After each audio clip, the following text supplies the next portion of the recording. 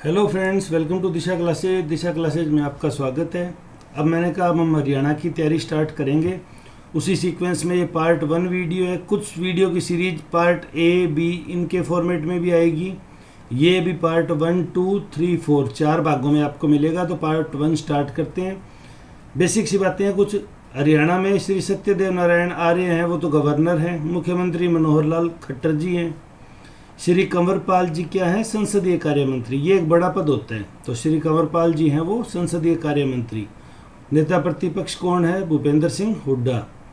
ज्ञानचंद गुप्ता जी कौन है? विधानसभा स्पीकर या कह दो विधानसभा अध्यक्ष या सभापति। कौन है? ज्ञानचंद गुप्ता। श्री रणवीर गंगवा जी, ये विधानसभा उपसभापति। कंफ्यूज करने के लिए फेमस की बजाय थोड़े कम फेमस को पूछ लेते हैं। हरियाणा विधानसभा का उपसभापति कौन है? तो ये कौन है? श्री रणवीर गंगवा। श्री आर के नांदल, नांदल ये क्या है? सचिव विधानसभा। सचिव को इंग्लिश में हम कहते हैं सेक्रेटरी। मतलब ये एक प्रशासनिक पद है, ये राजनेता नहीं है, ध्यान रखना। नांदल साहब जो हैं ये एक प्रशासनिक पद है। मतलब विधानसभा की कार्यवाहियों में जो भी काम धाम होंगे, सारा कुछ जो भी होगा वो ये देखेंगे। मौके पे कांग्रेस के पास 30 सीटें हैं, भाजपा के पास 40 सीटें हैं, जेजेपी के पास 10 सीटें हैं। हरियाणा लोक हित पार्टी गोपाल कांडा के पास 1 सीटें हैं, 7 एमएलए स्वतंत्र हैं। रिक्त 2 सीटें हुई थी इलाहाबाद। श्री अभय सिंह चौटाला जी के निर्वाचन वो किसान समर्थन में त्यागपत्र देने से कालका के जो एमएलए साहब थे उनका विवाद चल रहा था, लेकिन वो उसमें रिलीफ मिल गई उनको, तो कालका वैकेंट नहीं है। अब एक सवाल बन सकता है, आरोग्य सेतु कॉल कितने नंबर पे की जाएगी? IBRS कॉल कितने नंबर पे की जाएगी? तो आपको पता होना चाहिए 1921 1921। ये आरोग्य सेतु के लिए ऐप है। अब एक जो ये हमने नोट्स बनाए हैं, ये हैंड रिटन नोट्स है। Haryana government 1 year achievement.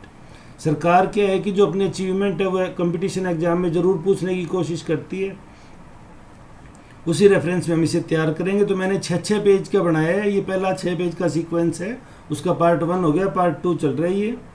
समृद्ध हरियाणा, इस अचीवमेंट को इन्होंने नाम क्या दिया? 1 साल दूरदर्शिता पारदर्शिता दृढ़ संकल्प का। कैसा साल है?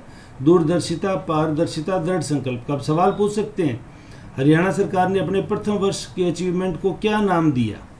तो 1 साल दूरदर्शिता पारदर्शिता दृढ़ संकल्प का दिया। सुशासन से जन सेवा का 1 और वर्ष, गुड गवर्नेंस से पब्लिक वेलफेयर का 1 और वर्ष। परिवार पहचान पत्र, ये CM साहब की ड्रीम प्रोजेक्ट है हरियाणा में, जिसको PPP बोलते हैं हम। जनहित का आधार है मील का पत्थर। ये जो परिवार पहचान पत्र है, ये जनहित का आधार होगी और मील का पत्थर होंगे। संकल्प क्या है इसका? हर व्यक्ति को घर तक और घर पर ही, सिर्फ घर तक नहीं और घर के पर ही सरकार की सेवाओं और योजनाओं का लाभ। जैसे किसी को वृद्धावस्था पेंशन मिल रही है, किसी को जाति प्रमाण पत्र बनाना है, किसी को मूल निवास बनाना है, किसी को विधवा पेंशन मिल रही है, किसी को दिव्यांग पेंशन मिल रही है, वो सब उसको घर बैठे मिले। उसे मिनी सेक्रेटरीट कोर्ट कचहरी के चक्कर ना काटने पड़े, उसके लिए PPP बनाया जा रहा है। तो ये बड़ा ड्रीम प्रोजेक्ट है। तो इसका है हर व्यक्ति को घर तक और घर पर ही सरकार की सेवाओं और योजनाओं का लाभ पहुँचे। दूसरा अभी मेगा प्रोजेक्ट है जो देश ने भी एक्वायर किया। ये हरियाणा की साख है, हरियाणा ने पहले कर दिया था। गांवों को लाल डोरा मुक्त कर ग्रामीणों को उन जमीनों का मालिकाना हक। लाल डोरा की जो ज़मीन थी उनकी रजिस्ट्री नहीं होती थी। अगर रजिस्ट्री नहीं होगी तो आपको लोन नहीं मिलेगा। आप व्यवसाय करने के लिए संपत्ति होने के बावजूद आप साधन विहीन रहोगे। तो उसको दूर करने के लिए लाल डोरा मुक्त अभियान चला दिया है। इसको राष्ट्रीय स्तर पे किस नाम से स्वीकार किया गया है? स्वामित्व योजना। राष्ट्रीय स्तर पे जो लाल डोरा मुक्त योजना है उसका नाम क्या है? स्वामित्व योजना। ये आपसे पूछा जा सकता है। ग्राम दर्शन पोर्टल और कई अन्य ई-सेवा, ये सारी ई-सेवाएं हैं जो घर बैठे मिलेंगी इंटरनेट के माध्यम से। सुशासन वर्ष 2020 की ये अचीवमेंट है हरियाणा सरकार की। अब सबसे बड़ा हरियाणा का संवेदनशील मुद्दा भी है किसान कल्याण। तो उसके लिए 1 साल के अचीवमेंट में सरकार क्या कहती है? हमारा लक्ष्य किसानों की आय दोगुनी करना, ये सबको पता है। प्रधानमंत्री किसान सम्मान निधि योजना, एक तो पूछ लेंगे किसानों की कल्याण की योजनाएं। प्रधानमंत्री किसान सम्मान निधि, एक मुश्त निपटान योजना, प्रधानमंत्री फसल बीमा योजना, नलकूप बिजली बिल जुर्माना माफ़ी योजना, मुख्यमंत्री किसान और खेतीहर मजदूर जीवन सुरक्षा योजना।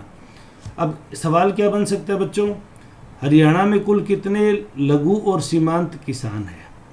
हरियाणा में कुल कितने किसान लघु और सीमांत है? तो आंसर हो जाएगा 17.6 लाख, 6-4 लाख। एक मुश्त निपटान मतलब एक बार में सारे पैसे भरो और ब्याज पे छूट मिलेगी। कितने लोगों ने लाभ लिया? 3.08 लाख किसानों ने लाभ लिए। प्रधानमंत्री फसल बीमा में हमको पता ही, हम एक हिस्सा सरकार देती है, वो आगे बढ़ाएंगे इसमें ही है, और एक हिस्सा किसान को भरना होता है और बाद में बीमा हो जाता है फसल का। अगर कोई प्राकृतिक आपदा में नष्ट होती है तो कौन सी प्राकृतिक आपदा है वो भी आगे इस मेंशन है, तो आप वीडियो पे बने रहें। अगर पसंद आ रहा है तो लाइक और सब्सक्राइब जरूर कर दें, अपने दोस्तों से शेयर कर दें। नलकूप बिजली बिल जुर्माना माफ़ी योजना, ये भी खेतों की जो बिजली के बिल नहीं भर रहे थे उनकी जुर्माना माफ़ी के लिए लाए थे। सस्ती दरों पर सब्सिडी वाली बिजली किसानों को उपलब्ध कराई जा रही है। बात किसकी हो रही है? किसान कल्याण की। मुख्यमंत्री किसान और खेतीहर मजदूर जीवन सुरक्षा योजना, किसान अपनी फसल को बेचने मंडी वगैरह में जाता है, इस दौरान अगर वो कोरोना से इन्फेक्टेड होने की वजह से उसकी मृत्यु होगी तो जहाँ पहले कुछ नहीं मिल रहा था वहाँ मुख्यमंत्री जी ने इसके लिए 10 लाख रुपए की घोषणा कर दी। फिर आधुनिक कृषि यंत्रों को बढ़ावा देने के लिए कौन से सेंटर, अब सवाल कैसे बनेगा? कस्टम हायरिंग सेंटर किस लिए बनाए गए हैं, यानी कस्टम हायरिंग सेंटर क्यों बनाए गए हैं? तो आधुनिक कृषि यंत्रों को बढ़ावा देने के लिए। किस लिए बनाए गए हैं बच्चों? आधुनिक कृषि यंत्रों को बढ़ावा देने के लिए। अब इसमें आता है कितने बनाए गए हैं, तो 3870 कस्टम हायरिंग सेंटर। यंत्रों पर कितनी सब्सिडी दे रही, यानी 80% पैसा सरकार भरेगी, 20% भरना है किसान को। तो उसका वो यहाँ से उसको कस्टम हायरिंग सेंटर से उसको कृषि यंत्र मिल जाएंगे।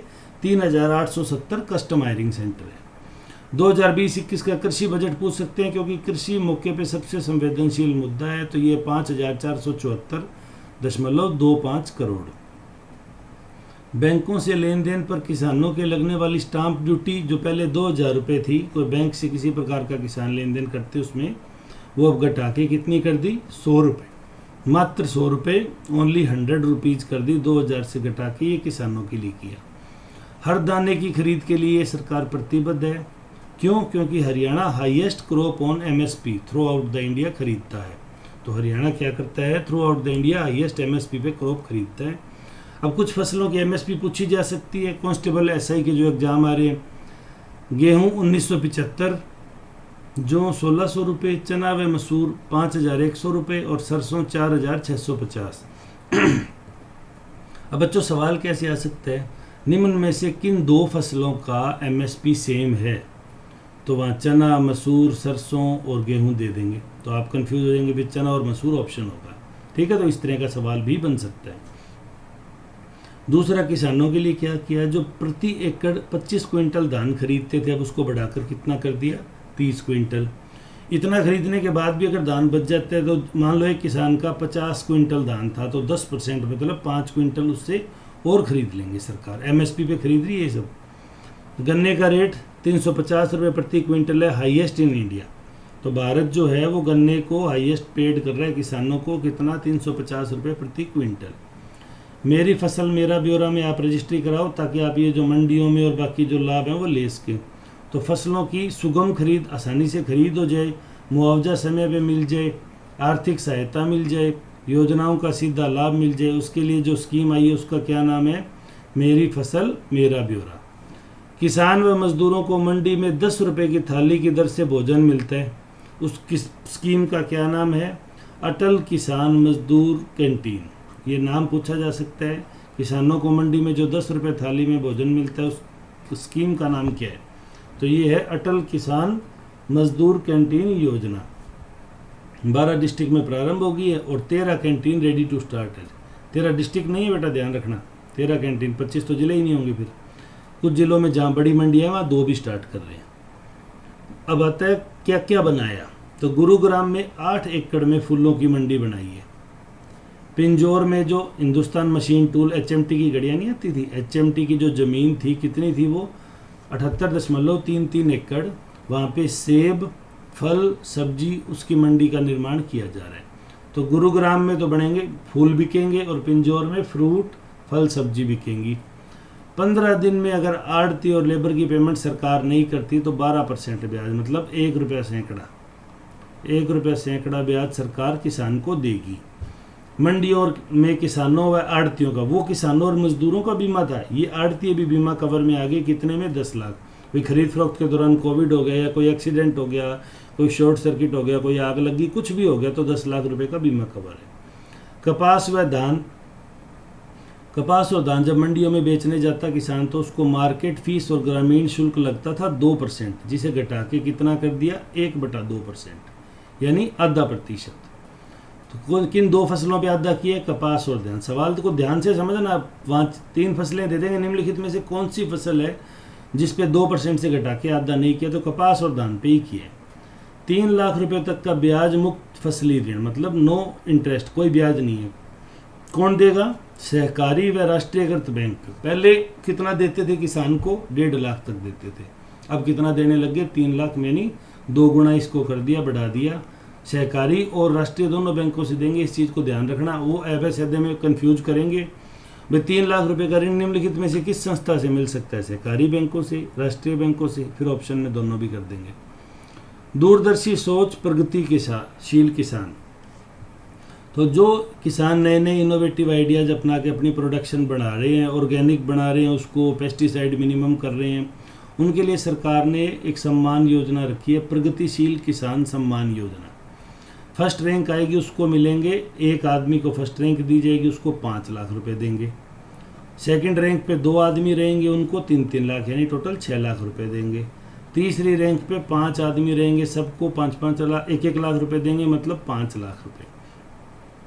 तो 5, 2, 7 और 1, 8% तो हो गए बेटा। 8 के अलावा जो इसके बाद अगले 100 हैं, यानी 108 तक के, उनको सबको 50-50 हज़ार रुपये सांत्वना पुरस्कार के रूप में दिए जाएंगे। ये किस योजना की बात कर रहा हूँ मैं? प्रगतिशील किसान सम्मान योजना। प्रगतिशील किसान ट्रेनर योजना, ये क्या करेगा? जो ये ट्रेनर योजना में रजिस्टर्ड होगा वो 10 फार्मर्स को ट्रेनिंग देगा, क्योंकि किसान हर बार दूर दूर जाके ट्रेनिंग लेने के बजाय जो सीख आए उससे सीख लो। खेती तो वैसे भी हम एक दूसरे से सीखते हैं। किसान मित्र योजना, वो सम्मान योजना थी, ये मित्र योजना। इसमें क्या होगा? 17,000 किसान मित्र तैयार किए जाएंगे, जो 17 लाख किसानों की फाइनेंशियल मैनेजमेंट, मतलब कितना पैसा लगाओ ताकि किसान फायदे में रहे, उसमें मदद और मार्गदर्शन करेगा। मतलब फसल कब बेचे, कितने समय तक उसको रोके, कौन से बीज लाए, खाद लाए, कैसे सब्सिडी का फ़ायदा ले, वो सारा। यानी एक किसान कितनों को ट्रेन करेगा? ये 100 को। तो इसको ध्यान रखना। प्रगतिशील किसान मित्र योजना का अनुपात क्या है? तो इसका अनुपात है 1:100, मतलब 1 हमने तैयार कर दिया, वो अगले 100 को वित्तीय प्रबंधन सिखाएगा। फिर बेटा आता है हरित स्टोर, ये लास्ट पेज है इसका, उसके बाद सेकंड पार्ट आएगा। हरित स्टोर हरियाणा में कितने खोले जा रहे हैं? सवाल पहला तो बनेगा ये। तो हरियाणा में 2000 हरित स्टोर खोले जा रहे हैं, जिनका नाम मिनी सुपर मार्केट है। ये क्या बेचेंगे बेटा? सहकारी उत्पाद बेचेंगे और स्वयं सहायता समूह के उत्पाद, यानी सेल्फ हेल्प ग्रुप जो हैं ये उसके उत्पाद बेचेंगे, और सहकारी जो बनते हैं वो उनके उत्पाद बेचेंगे। लैब टेस्टिंग लेबोरेटरीज बनाइए, कितनी इंपॉर्टेंट, ये किसानों के लिए बहुत ज़रूरी चीज़ है। अगर हमें अपनी सोइल का पता होगा तो हम काफ़ी कुछ अच्छा कर सकते हैं। फिर एक चीनी बनाइए इक्शु शुगर, इक्शु शुगर के नाम से छोटी पैकिंग करिए, 38 रुपये किलो में बेचेंगे। तो कल को सवाल आ सकता है कि देखो इन्हीं नया काम है तो इसको हमेशा चर्चा में मिलती है, करंट में बना लो, हरियाणा आर्थिक समीक्षा बना लो। तो इक्शु शुगर की क्या कीमत रखी है सरकार ने? 38 रुपये किलो, तभी तो 350 रुपये दे पा रहे हैं गन्ने के। बागवानी से समृद्धि, भावांतर भरपाई योजना, मतलब अगर भाव में अंतर आ गया, आलू 1 रुपया 2 रुपये होगा तो सरकार उसको लेगी। तो ये इसमें कितनी फसलें रजिस्टर्ड हैं? 19 फसलों के नाम अगले वीडियो में है आपको, तो आप वहाँ जुड़े रहें। अगर पसंद आ रहा है वीडियो तो लाइक और सब्सक्राइब करना जरूर, चैनल को सब्सक्राइब करें। बागवानी क्षेत्र, अब सवाल क्या आएगा? हरियाणा में कुल बागवानी क्षेत्र कितना है? तो हमें पता होना चाहिए 5.26 लाख हेक्टेयर। दूसरा क्या पूछ सकते हैं? टोटल क्षेत्र का कितने % बागवानी के अंडर आता है? तो 7.07। ये दोनों बातें बेटा अपने को पता होनी चाहिए, बागवानी क्षेत्र है कितना और % में कितना है। सुगम बिक्री व उचित मूल्य हेतु 486 FPO बनाए हैं। FPO मतलब फार्मर प्रोडक्शन ऑर्गेनाइजेशन, संगठन बनाए जा रहे हैं। 514 और बनाएंगे तो ये दोनों कितने हो जाएंगे बेटा, इन दोनों का जोड़ लगाओगे तो ये हो जाएंगे 1000। तो कितने 1000 का लक्ष्य है, 1000 का क्या, एफपीओ। एफपीओ का मतलब होता है फार्मर प्रोड्यूसर ऑर्गेनाइजेशन। तो ये ना होता है, इसमें आप किसान अपने संगठन बना के अपनी चीज़ें बेचा करेंगे।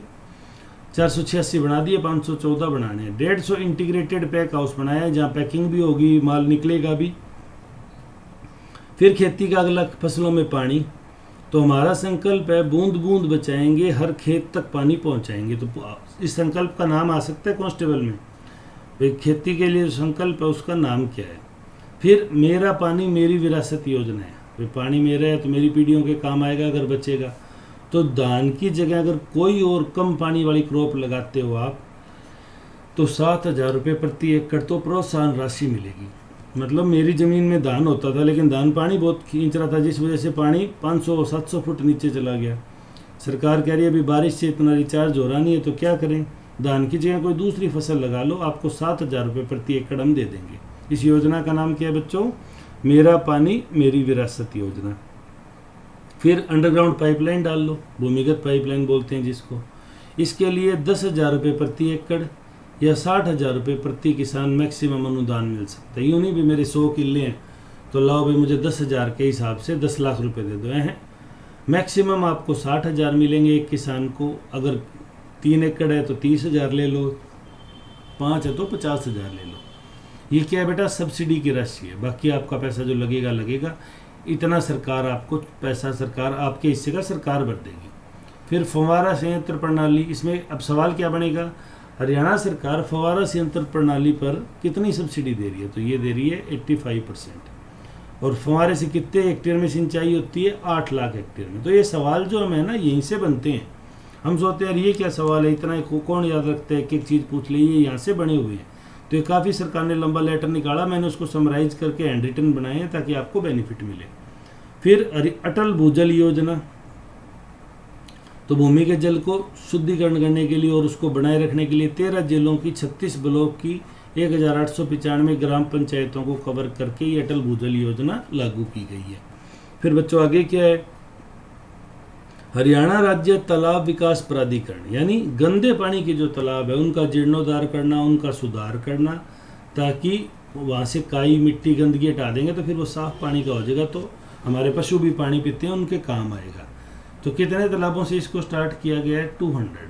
पूछ सकते हैं हरियाणा राज्य तालाब विकास प्राधिकरण कितने तालाबों से गंदे पानी का जीर्णोद्धार शुरू कर रहा है, तो 200 से शुरू किए, बाद में सभी को कवर कर लेंगे। फिर आता है बेटा पशुधन, वैसे तो अगले वीडियो में पढ़ाऊंगा पर 2 बातें ये देख लो, ये इस पेज पे आ गई। पशुपालन व मत्स्य पालन बना आय का भी एक और साधन। हरियाणा सरकार कह रही है भाई जो एनिमल हस्बेंड्री है वो तो गांव में रहने वाला व्यक्ति बेहतर तरीके से करेगा, तो ये उसकी इनकम का सोर्स है। और मत्स्य पालन भी, अगर ज़मीन है का टुकड़ा है तो उसमें आप मछली पालो। इसमें क्या है, पशुधन किसान क्रेडिट कार्ड योजना, यानी पहले केसीसी बनती थी ना, किसान क्रेडिट कार्ड, तो अब ये हो गया पीकेसीसी, पशुधन किसान क्रेडिट कार्ड योजना। इसमें 1.5 लाख रुपए तक की लिमिट बन जाएगी, आपके बैंक से 1.5 लाख रुपए ले लो अगर आपके घर इतने पशु हैं, और उन पैसों को अपने किसी भी कार्य में, बिजनेस में, व्यापार में इस्तेमाल कर लो। बाद में इनके ब्याज ब्यूज पे जनरली सब्सिडी मिल जाती है, छूट हो जाती है। तो दुधारू पशुओं की खरीद हेतु बैंक ऋण पर ब्याज अनुदान है, ब्याज मतलब माफ हो जाएगा, सब्सिडी सरकार दे देगी। अब आता है पशुओं का बीमा किस नाम से किया जाता है। तो देखो बीजेपी की सरकार पंडित दीनदयाल जी को अच्छा मानती है, हैं भी वो अच्छे, तो पंडित दीनदयाल उपाध्याय पशुधन सुरक्षा योजना, अब नाम आ जाएगा। पशु बीमा योजना हरियाणा में किस नाम से संचालित है, पंडित दीनदयाल, अटल बिहारी वाजपेयी या श्यामा प्रसाद मुखर्जी या विवेकानंद, किसी नाम से पूछ लेंगे तो आपको ध्यान होना चाहिए पंडित दीनदयाल उपाध्याय पशुधन सुरक्षा योजना। ये कितने पशुओं का बीमा हुआ पिछले वर्ष, क्योंकि ये 1 साल का प्रोजेक्ट बता रही है सरकार, तो 3.3 लाख पशुओं का इस स्कीम के अंतर्गत बीमा किया गया है। तो उम्मीद है आपको ये वीडियो पसंद आया होगा। ये PDF है, ये आपको competition classes by Disha, competition classes of RPSC HPSC by Disha है, तो आप वहाँ चले जाएं, वहाँ इसकी आपको PDF मिल जाएगी, तो आप वहाँ से इसको अपलोड कर सकते हैं। बाकी मैं देखता हूँ वहाँ भी शायद इसका नाम दिशा क्लासेज कर देंगे, आपको मिल जाएगा। अगर आपको वीडियो पसंद आया तो चैनल को लाइक और सब्सक्राइब करें, ताकि हमें भी आगे इसको वीडियो को नई वीडियो बनाने की प्रेरणा मिल सके। धन्यवाद।